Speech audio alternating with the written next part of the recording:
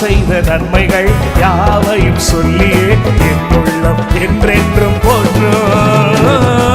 ஆத்துமா பாடிடுதே ஆத்துமனேச இயேசுவையே. பாருங்க, ஆத்துமா பாடிடுதே ஆத்துமனேச இயேசுவையே. துதித்திடும் என் உள்ளம் என்றும் போற்றிடும் என் உள்ளம் என்றும். பாருங்க, துதித்திடும் துதித்திடும். தெரியலையே உள்ள துதிக்கணும்.